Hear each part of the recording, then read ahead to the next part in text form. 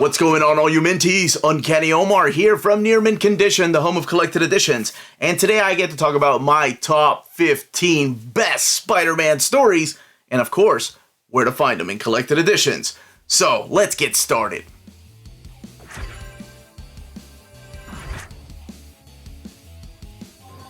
Back by popular demand is another best of stories, and this time around we are focusing on the Arach-Knight, Spider-Man. Now, I did not gather a council of comic book nerds to sit with me and we discuss exactly what should be on this list. No, this is just my personal list, so I would love to know what your top 15, top 10, top 20 are of the best Spider-Man stories. And this is going to be a countdown, so keep that in mind. This was really difficult to put together, as I always take these lists way too seriously.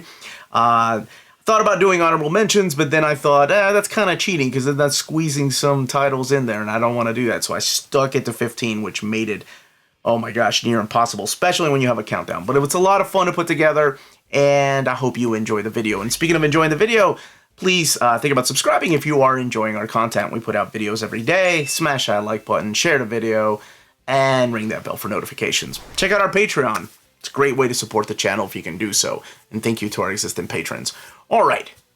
Now, there's going to be spoilers when I'm talking about these stories. I'm sorry. There's just no other way to talk about the stories and what I enjoy about them, why they make it on the list. So if you don't like any spoilers, I am putting the list in the description of the video so you can jump around in case you're like, I don't want to know anything about that or why he likes it. But if you don't care or you've read the stories, go ahead. Let's watch the whole thing, please. All right, let's get started. Coming in at number 15, Sins of My Father. Now, whenever you see a list of top 10 best Spider-Man stories, top 20, you're always going to see Uncle Roger Stern's Spider-Man Hobgoblin saga in there. I guarantee it. And it rightly belongs on anybody's list, except this guy. I'm going to go with Tom DeFalco and Ron Frenz's run on Spider-Man, which features the Hobgoblin. And I love the Hobgoblin saga. Believe me, it made it in my top 30 list. But I think this is just such a good 3-issue arc. And it's all about the legacies of what people leave to their kids. It's all about the actions of the fathers. So it is really quickly the story of Harry Osborn, who is dealing with the fallout of his father, the original Green Goblin, and his legacy. The new Hobgoblin comes in and kidnaps his family to blackmail him into giving him the diaries of Norman Osborn because he wants more of that Goblin serum. And it's about the ramifications of his father's legacy. But in this story, we also get to see a side of Mary Jane that we hadn't seen before. We get to see the full story of her past and the reasons why she ended up moving in with her auntie. There are some strong developments for characters here, especially for Harry and Mary Jane. We get to see a side of Mary Jane that we don't often see. We get to see the strong character, and we get to see a more mature character than we've seen before. This is also the beginning of when Spider-Man goes back to his classic red and blue outfit. Now, this is available in the complete Alien Saga, Costume Saga Volume 2. It is also available in the Marvel Masterworks, but that is the only way to get these stories so far. Hopefully, we'll get them in Epic Collections one day or in Omnibus format. That would be great. Number 14, Miles Morales Ultimate Spider-Man. Now, on my channel, I am very critical of the Ultimate Universe and Brian Michael Bendis' writing. So what the hell is this doing on this list? Well, because I think it is a freaking awesome story. I just reread it with the new printing of the Omnibus, so it's been available in Omnibus format 3 different times, and the latest printing just came out this past month. And I feel like the character of Peter Parker is a character that's the everyman. It's a character that makes you believe that anybody can be Spider-Man. So what happens when the ultimate Peter Parker character dies? Well, we have this new kid named Miles Morales that steps in. He's not athletic. He's kind of a dork, and he inherits the powers of Spider-Man and becomes the new Spider-Man. Now, at first he wasn't accepted because everybody just loved Peter Parker, but I like the idea of killing off this legacy character, even though it's the Ultimate Universe version of Peter Parker, and bringing in somebody new. And oh my gosh, I could not put that book down. It was just so good. And he really inherits the best of what Peter Parker is. He's a good human being. He is a wonderful son. And he will do whatever it takes for his friends. And on top of that, like I said, he's not athletic. He's not trained to be a hero. He's trained by the Prowler, his uncle, who's a supervillain. Eventually, he gets S.H.I.E.L.D. and Captain America involved, and Jessica Drew, which, of course, in the Ultimate Universe, is the clone of Ultimate Peter Parker. But yes, I love this new beginning. It was Brian Michael Bendis with Sarah Pichelli's artwork that just drew me in and kept me reading it. And eventually, David Marquez took over the run. But yes, absolutely. This, to me, is one of the best representations of Spider-Man. Number 13, Best of Enemies. J.M. DeMatteis and Sal Buscema put an end to that interesting friendship between Peter Parker and Harry Osborn. And they tell it all in this story arc that leads into Spectacular Spider-Man 200. And in that particular issue, Harry has just completely succumbed to drugs. He's addicted to these serums, and he's just become a supervillain. Keeping in mind that at one time, Harry and Peter were best of friends. So everything comes to play in this. He ends up putting his son and Mary Jane, who was his best friend at one time, he ends up putting his young son and Mary Jane's life at risk. And with Spider-Man out of the picture, Harry comes to his senses eventually, just long enough to go and save them. Unfortunately, it was too late for him because it ended up costing his life. And that beautiful scene of both friends at the very end as Peter Parker is just talking to Harry like they were friends and everything is set aside. I thought that is a beautiful definition of what friendship is. Okay, without your best friend turning into an evil supervillain, but ups and downs with friendships. Sometimes you go through some fights with friends, but at the end of the day, you're friends, and that's what matters. And unfortunately, this particular story is only available in trade paperback. It is called The Son of the Goblin trade paperback. That is the only way to find it. Hopefully one day we'll get some phenomenal collections of J.M. DeMatteis' run, but until then, that's the only way to find it. Spiderverse. I love big team-ups. That's why I'm a big fan of Marvel Team-Up. That's why I'm a huge fan of Revenge of the Sinister Six. And that was number 16 on the list. Almost made it in. But anyway, back to this. Spiderverse. Loved it. It is a huge team-up. As much as I love the Spider-Man solo stories, I think the team-ups really shine. So this right here is all the story about the return of Morlun, who was a character created by J. Michael Straczynski, and came back with his family. Now, he and his family, what they feed on is the Spider-Men, the Spider people, the Spider folk, their life essence, and they're going through the multiverse, killing off Spider people. And it's a team up of all the Spider-Mans from different dimensions. You have the giant robot from Japan. So if you grew up watching that series, holy crap, he teams up with Spider-Man in this. So you have Spider-Gwen, you have Peter Porker, the Spectacular Spider-Ham, and all these different characters. I mean, Spider-Man 2099 making an appearance. They even sneak in Tobey Maguire and Andrew Garfield in there too. This crossover was so much fun. I wish it had lasted longer, but yes, I loved it. And again, the inspiration for the movie. Now, this is available in trade paperback, a complete collection. It's also available in oversized hardcover format and a newly released Omnibus edition with Spider-Geddon. So, 100% on the list. Dan Slott knocking it out of the park with that one. Number 11, Carnage. Now, everyone else gonna put the Venom story in there. I came close. I love Venom. I love the way he looks. Todd McFarlane, David Michelinie, I love that story. But David Michelinie, Mark Bagley, a few years later with issues 361 through 363, introduced the character of Carnage. Why do I like it so much? Because he has the same abilities that Venom does. However, he is a lunatic. He's a murderer. Venom can hold back. Venom eventually becomes the lethal protector. Carnage is insane and kills for no reason. As a matter of fact, that's one of my favorite moments when he first appears in issue 361 with the symbiote. There's this guy that he's killing at the Daily Bugle, and Chip's asking him, "Why are you doing this?" And Carnage just answers, "Because I can," and he smiles. That to me was one of the freakiest answers for someone to have for the sake of killing. And that's what he does. And he continues to come back, but I think that original story that introduced him, top notch. I loved it. I thought it was great. And then eventually Spider-Man and Venom team up, which I always think is kind of hokey from time to time when supervillains and superheroes team up. But in that point, it made sense to team up to stop this murderer. Love it. And I'm sure most people will probably put Venom on the list. Now, this is available in Epic format, both in Spider-Man and in Carnage Epic format. It's also available in Omnibus format and in trade paperback editions. The Death of Jean Dewolff. Now, a lot of Spider-Man stories, a lot of the best Spider-Man stories are dark.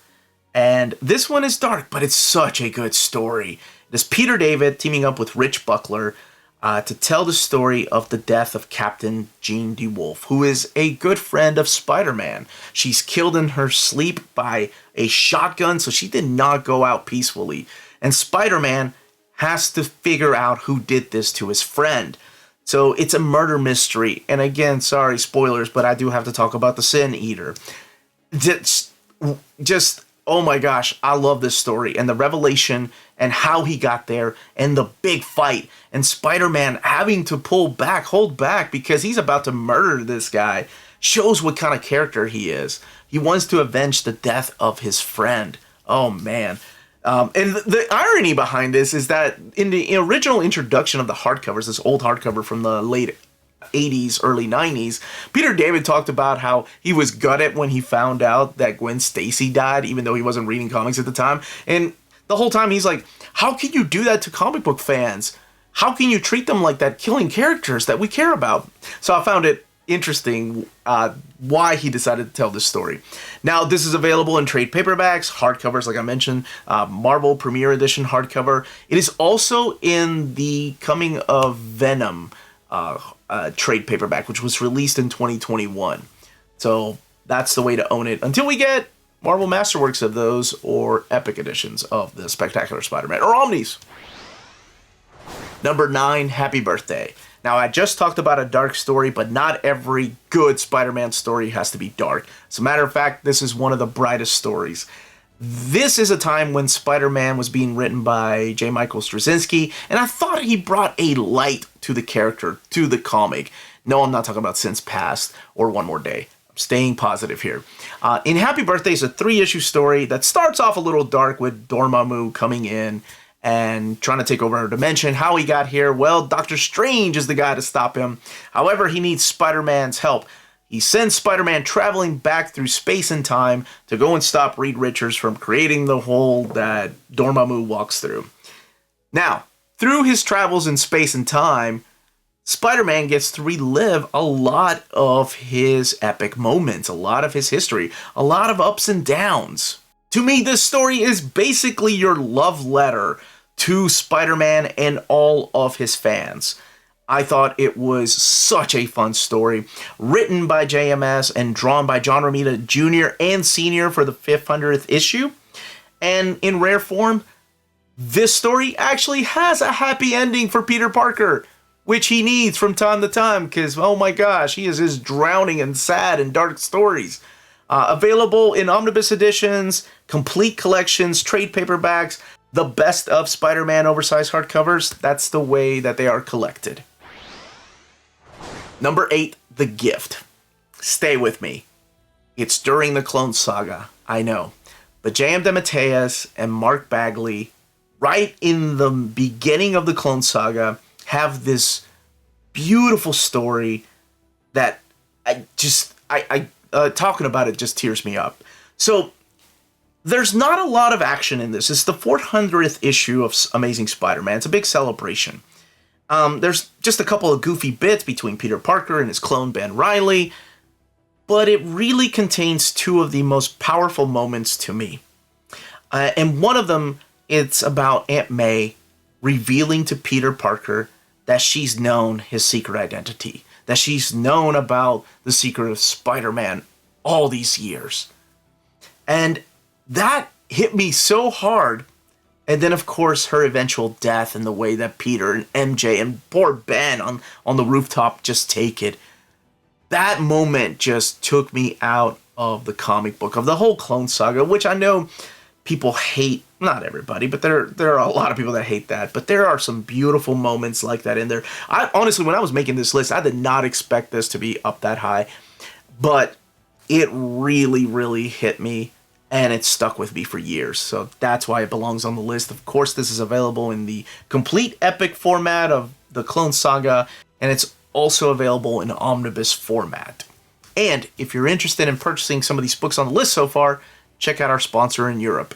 If you live in Europe and are interested in buying and pre-ordering Omnis, then you should definitely check out Walt's Comic Shop in Berlin, Germany. They have the cheapest pre-order prices for Marvel and DC books within the EU, flat rate shipping of €12 for all EU countries, bulletproof packaging, and all emails will be answered within 24 hours. They offer a huge selection of out-of-print books. Just head over to waltzcomicshop.com for more great deals and rare titles. And for a limited time, you can use the code nearmintcon, all one word at the checkout, to get free shipping for all EU countries with your first order of over €40. Walt's Comic Shop, your reliable source for Omnis and premium collected editions in Europe. Superior Spider-Man. Let's have some fun, because we just talked about something sad. Superior Spider-Man is Dan Slott's magnum opus. And it's interesting because when this was coming out, people were hating on his run. I feel the same way about his Fantastic Four, people hating on it, and then eventually they'll be like, where's the Omnibus? Because people have asked me for the Superior Spider-Man Omnibus for years, and it's finally coming. So, at the time, people were hating, how can he kill Peter Parker? Well, I don't even know why people were hating on that. I mean, eventually these characters come back, so... But this is all the story of Otto Octavius and Dr. Octopus finally achieving the impossible. He's able to put his mind into Peter Parker's body and Peter Parker's mind into Doc Ock's rotting body because he's dying. Eventually, his body dies, therefore the mind of Peter Parker dies with him. And he promises Peter that he's going to be good, that he will honor his memory, and he will become a superior Spider-Man. And that's where the adventure kicks off. We get to see things through his perspective. He's not Peter Parker, but he's inside of his body. He redesigns the costume. It's got wonderful artwork by Humberto Ramos and then later Ryan Stegman. Oh man, there's a reason why everybody wanted this omnibus, and it is the best thing that Dan Slott wrote in the 10 years he was in Spider-Man. I love this story. It's a lot of fun and a fresh take on a character, which goes to show you that even though this character had been around for 55 years, it takes some creativity to still tell a good, interesting story. Available in complete collections, trade paperbacks, standard size hardcovers, and the upcoming omnibus. If This Be My Destiny. Now, we've done an old reader, new reader on this, and to this day, I still say that this story from the Silver Age by Stan Lee and Steve Ditko still stands. It is the definitive story of who Spider-Man is.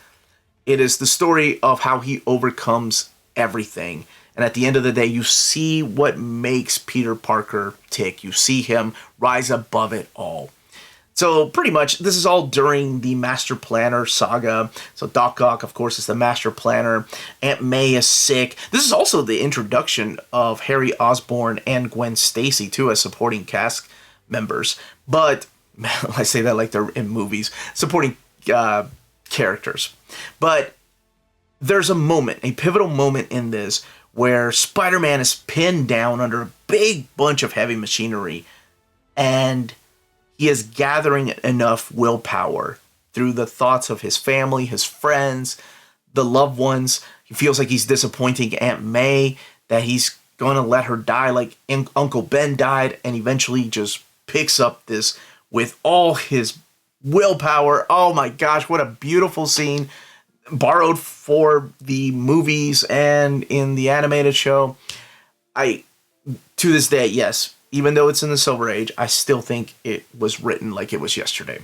Available in omnibus format, Epic Collections, Marvel Masterworks, trade paperbacks, the Mighty Marvel Masterworks aren't there yet, but they'll get there. But yes, it is widely available. Number 5, to have in the hold. We're getting in the top 5 now. There are a lot of good stories featuring Peter Parker and Mary Jane Watson. But I think this one here is the definitive story. And it's only in one issue. It's in the annual, written by Matt Fraction, drawn by Salvador Larroca. And it is just such a powerful story. So this is after Civil War. It's during the Back in Black when he's wearing his black costume. And they're running away from the law. They're together. And they're wanted. And they lean on each other and reminisce about their relationship and their life together and key moments in their life and remembering them in different ways, the way that they each interpreted. Oh my gosh, it's such a good look inside of Mary Jane too. It's such a powerful story. And damn, it makes me miss that marriage because they were so good together. But I guess the devil had to get his way. Now this one is available in the Back in Black Complete Collection Volume 2. It's also available in standard size trade paperbacks and one oversized hardcover. Spider-Man Blue. I just talked about how much I love Mary Jane, and this story is about Gwen Stacy, but stay with me. Alright, this is the story written by Jeff Loeb, drawn by the legendary Tim Sale, and it is a story about that love, that first love, that love that you just can't let go of, and it's about falling in love for the first time and what it means. And also fighting a bunch of villains like the Rhino and Green Goblin and two Vultures during this time, and Kraven the Hunter, because it does take place during the Silver Age. But it is written in the early aughts. Oh my gosh, it's such a beautiful look at the relationship of Spider-Man, Peter Parker, and Gwen Stacy. And then at the very end, you know, he's talking to her because she's been dead for so many years. But he's talking to her through a tape recorder. And the whole time he's talking to her, Mary Jane walks up and she says something to him. And then she reveals that she's known the whole time that her husband has been talking to his dead ex-girlfriend. Holy crap. What a woman. And just solidifies that relationship. Like, that's why Peter Parker is with Mary Jane. Yes, you know, people will say, and I agree, that if Gwen Stacy had lived, they would have been married with kids, of course, by now. But who knows? Devil might have taken that away too. But I feel like that didn't happen. And that's what led him to Mary Jane. And she's such a strong character. Available in trade paperbacks, deluxe edition, hardcovers, the color, Marvel Colors Omnibus, and an upcoming gallery edition in 2023. The Night Gwen Stacy Died, or The Green Goblin's Last Stand. Both of these issues go hand in hand. I just talked about Peter Parker talking to his dead girlfriend, and this is the story where it happened. This is written by Jerry Conway, drawn by Gil Kane, inks by John Romita Sr., and how can I talk about Spider-Man Blue without talking about this? This is such a powerful, monumental comic. It was a big story that forever changed comics. So pretty much is the Green Goblin. He abducts Peter Parker's girlfriend, Gwen Stacy, and lures Peter Parker to a bridge. Big tower on a bridge. I know there's an argument whether it's the Brooklyn Bridge or whether it's the George Washington Bridge. That doesn't matter. What matters is this fight. And during this fight, the Goblin just hurls Gwen Stacy off the bridge. Spider-Man shoots his web at her and catches her. However, when he pulls her up, he realizes that she is dead. Her neck is broken.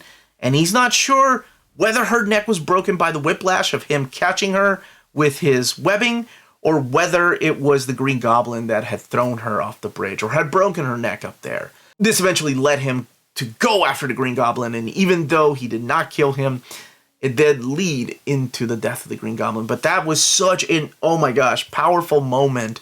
To this day, I know everybody has probably already heard about the story, but when you read it, it's just so unforgiving and so unfair that this young woman lost her life like that. It's a dark and beautiful story about loss and moving on too. This one's available in Epic format. It's available in Marvel Masterworks, trade paperbacks, and Omnibus format. Number 2, The Kid Who Collects Spider-Man. On my channel, I've praised Uncle Roger's run on Spider-Man, Roger Stern's run on Spider-Man. It is phenomenal. It's one of the best runs of Spider-Man. I mean, the Juggernaut fight, the Hobgoblin saga, but this is the one that I'm going with. During this time, John Romita Jr. is drawing the book, and this is where they rip your heart out. So this is the story of Tim Harrison, the greatest Spider-Man fan. He collects newspaper clippings, he records all the videos with Spider-Man, and he's just a collector of Spider-Man, and he loves him so much. So Spider-Man actually shows up in Tim's room, and in hours' time, they tell each other stories. Spider-Man tells him about his career, eventually leading into Spider-Man revealing his identity of Peter Parker. Now, what you find out at the end of the story is that Timothy is dying of leukemia. And the doctors have only given him a few more weeks to live. And oh my gosh, when you realize that, and you realize that Spider-Man is there fighting a fight that he can't win, he's just there to show love. Man, what a powerful story. What a testament to who the character of Peter Parker Spider-Man is. The definition of a hero, that it doesn't have to be about saving the entire universe or becoming a cosmic being or making an island full of spider people or fighting more. It's just about being there for people. And I thought this was such a beautiful, heartbreaking story, but one that deserves to be on the list. And it wasn't until now making this list that I realized that I love this story so much that, yeah, it's up there as number 2. Available in trade paperbacks. It is also available in omnibus editions and in Marvel Masterworks. Number 1, Kraven's Last Hunt. I don't think there was any debate on what my number 1 Spider-Man story was. For decades, I've known it was Kraven's Last Hunt. And it still is the number 1 story. It is dark, so keep that in mind. It's the darkest Spider-Man story. Man. All right, so let's talk about it again. Spoilers. I Am the Spider. It's a 6-issue story arc by J.M. DeMatteis and Mike Zeck, and it's a crossover through Spectacular and Web of and Amazing.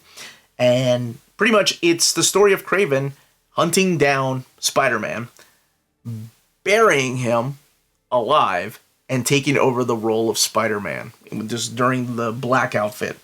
I Am the Spider. Oh my gosh, what a freaking dark story. So he takes over Spider-Man's role doing things that Spider-Man Peter Parker would not normally do. Meanwhile, Spider-Man Peter Parker is buried in a grave. Here lies Spider-Man, and he has to crawl out. And even though it's a dark story, there are moments of hope. And that's why I love comics. It is the hope of living.